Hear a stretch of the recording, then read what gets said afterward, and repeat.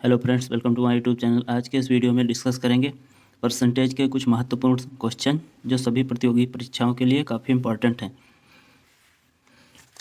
चलिए देखते हैं क्वेश्चन।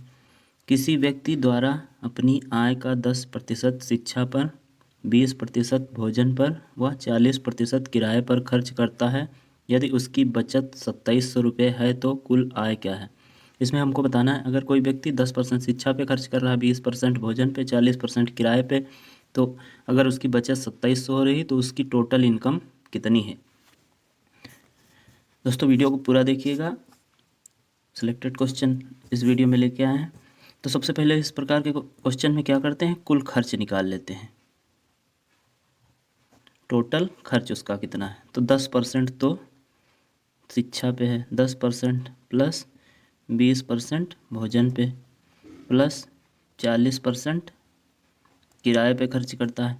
तो 40, 20, 60, 10, 70, टोटल कितना खर्च करता है, 70%।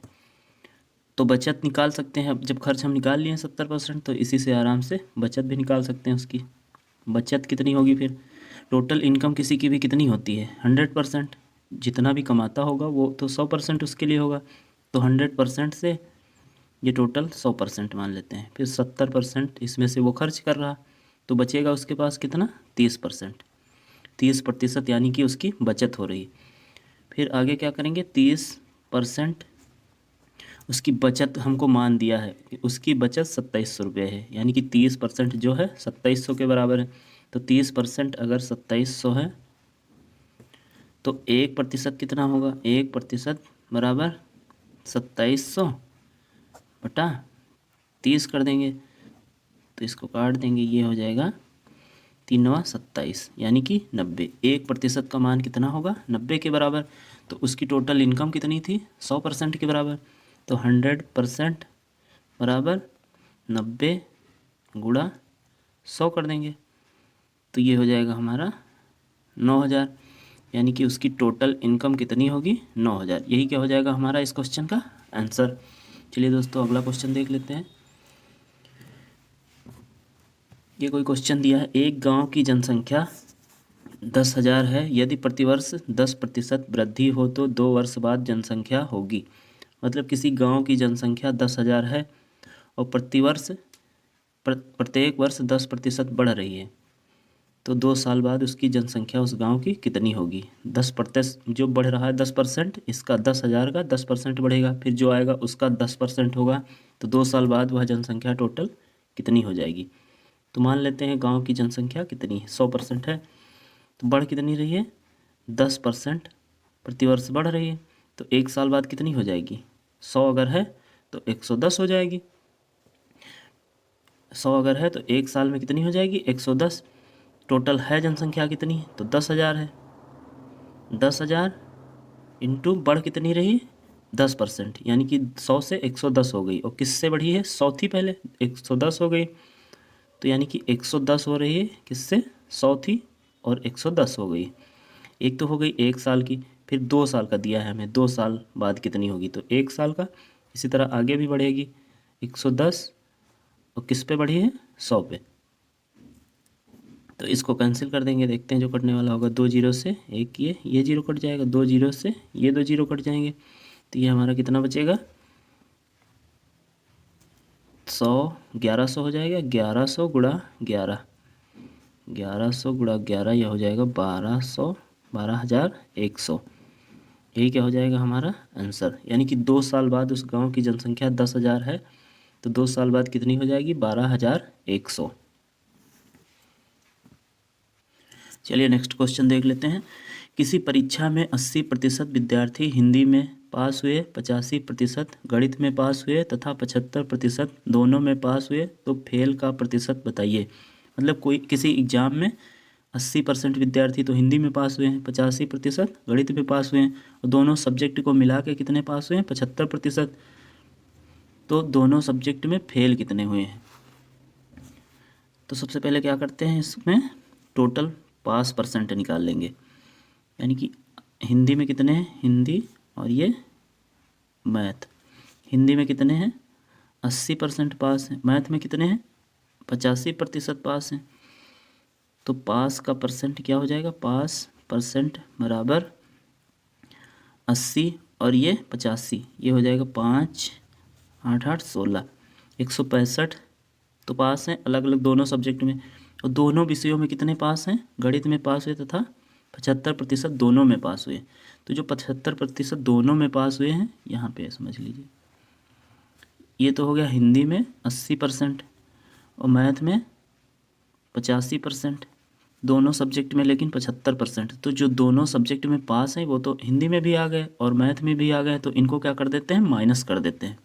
टोटल जो पास परसेंट है उसमें से जो दोनों में पास है उनको माइनस कर दिए, तो ये हो जाएगा हमारा 90%। यानी टोटल पास प्रतिशत कितना है, 90%। इस परीक्षा में विद्यार्थी पास हुए हैं। तो फेल कितने हो जाएंगे, तो फेल अगर 90% पास हुए हैं, टोटल 100% होता है, तो यानी कि फेल कितने होंगे, 10% विद्यार्थी फेल हुए होंगे। यही क्या हो जाएगा इस क्वेश्चन का आंसर। नेक्स्ट टाइप का क्वेश्चन देख लेते हैं। एक मोटरसाइकिल का मूल्य 12,800 है। यदि प्रतिवर्ष 20% की कमी हो तो 2 वर्ष पहले मूल्य क्या था। कोई मोटरसाइकिल है जिसका मूल्य कितना है, 12,800। यदि प्रतिवर्ष 20% घट रहा, उसका अवमूल्यन हो रहा है, जो ये दर है उस पर 20% कमी आ रही, तो 2 वर्ष पहले मूल्य क्या था, 2 साल पहले उसका मूल्य क्या है रहा होगा, ये निकालना है हमको। तो मान लेते हैं 100% है और घट कितना रहा है, 20% प्रतिवर्ष घट रहा है, तो कितना बचेगा, 100 में से 20% अगर कम करेंगे तो ये बचेगा 80%। और रियल में मूल्य है कितना उसका, 12,800 इंटू 100 था और कितना हो गया, 20% घट के 80 हो गया। यानी कि जो घटेगा उसको नीचे लिखेंगे, 100% था और घट के कितना बचा, 80 बचा।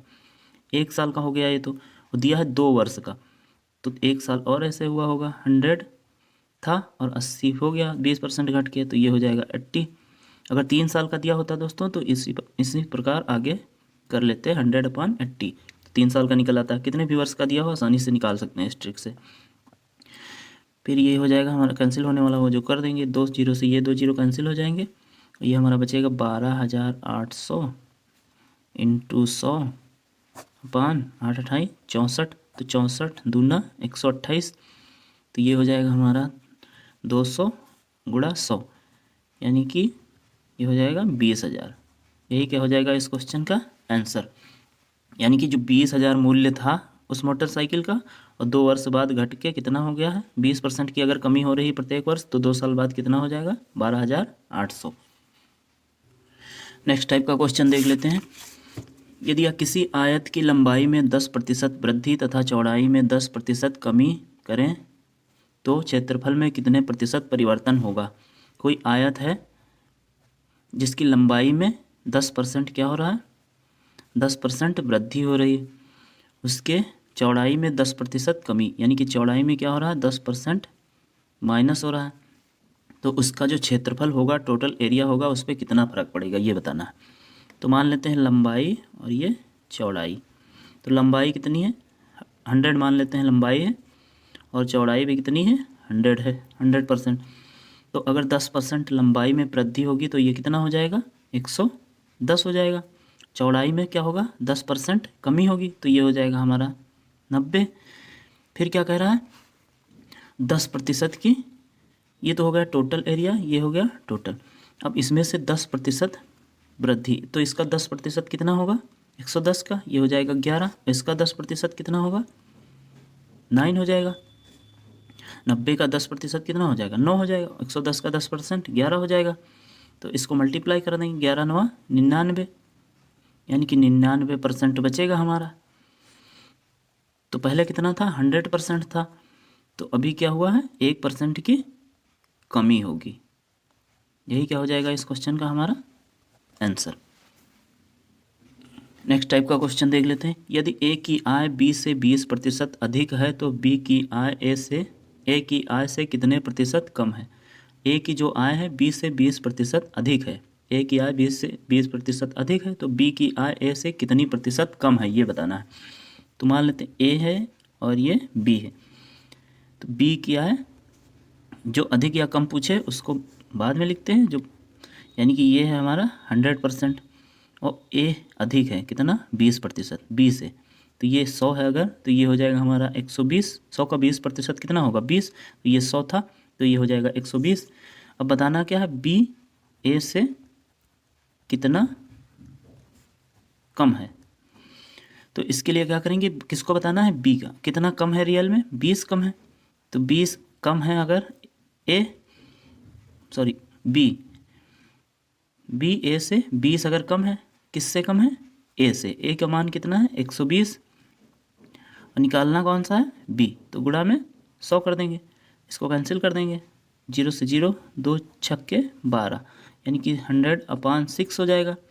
तो इसको डिवाइड कर लेंगे कि 6 और ये 100, 6 कम 6, 4, 0, 6 छक 36, तो ये हो जाएगा 16 सही 4/6, 2 दूनी 4, 2 तीन 6, ये हो जाएगा हमारा 16 सही 2/3%, यानी कि जो बी होगा ए से कितना है, तो 16 सही 2/3% कम है।